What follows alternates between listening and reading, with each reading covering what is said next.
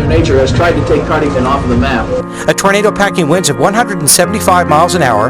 But through the cooperation of the citizens of the state of Ohio and the citizens of Morrow County, tore through a 9-block district downtown as it destroyed 150 homes and businesses. We're going to put Cardington back on the state map here.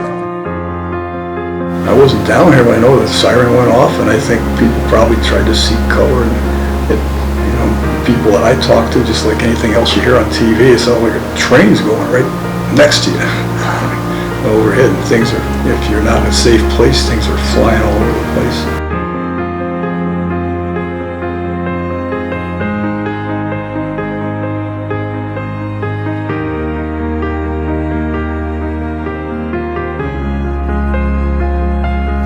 So would you say Cardington looks completely different than it did Completely then? different. It doesn't look like the old farming village that it did. Okay, there was a hotel built in the 1850s, had a veranda, a really cool building, but that got destroyed. That was probably, that building was 3 stories high.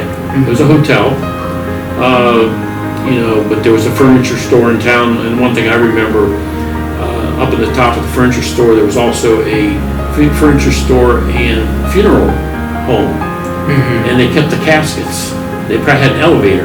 Caskets were up on the 3rd floor, and I remember seeing caskets up on that 3rd floor that were, you could see were visible because the roof was gone, and those caskets were up there. That just It's kind of interesting. Yeah, there was a garage right where the doctor's office is now. Oh, they even had a garage? Yes, there was a car garage there, Long's Garage. Walter Long was a car dealer in town. In fact, he lived right across the street from me. His house was torn down eventually, but that garage was pretty well destroyed. No drugstore anymore, no food store anymore.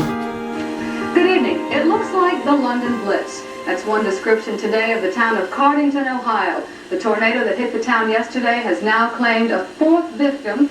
Governor Rhodes has called it one of the worst disasters to ever hit that state. We have an update on the situation today. We have 2 reports, one from Bill Brennan.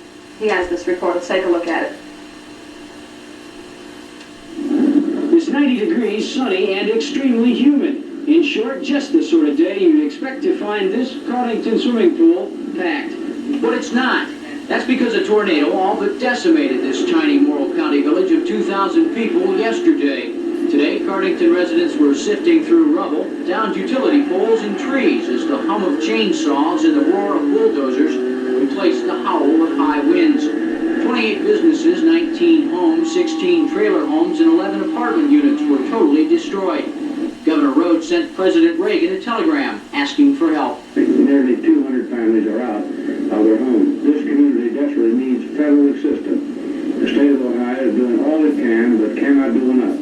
I request that you immediately declare this area a major disaster pursuant to provisions of Public Law 93-288. One of the first questions they ask, what has the state and local people done for themselves? And I really want to go on record here saying I'm really impressed. We drove around town, we see the people out there.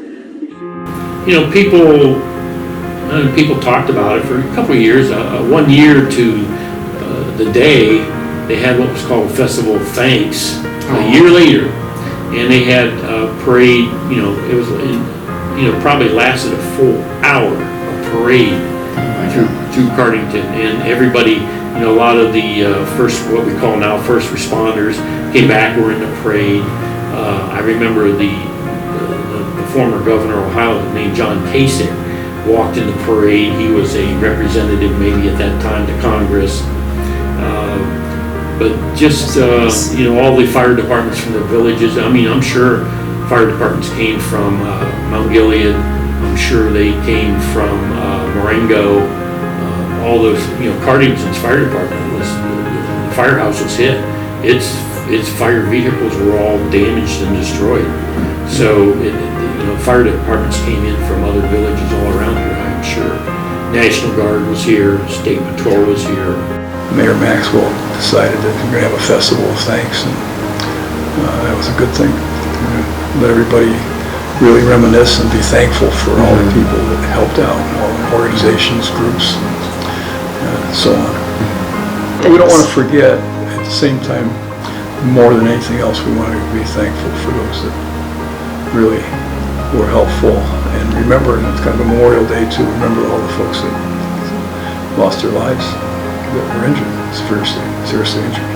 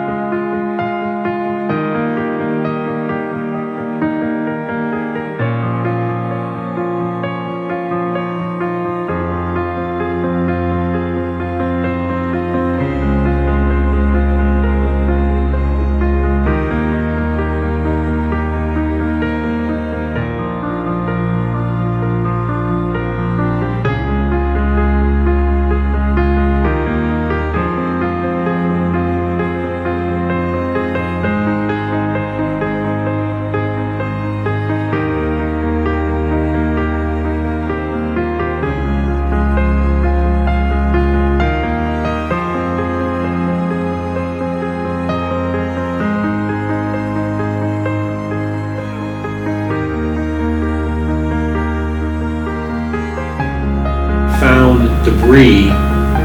Loudonville is about 40 miles from here, and it's kind of to the northwest of here. Okay. And at my father-in-law's home, they were dairy farmers. They found debris from Cardington at their house.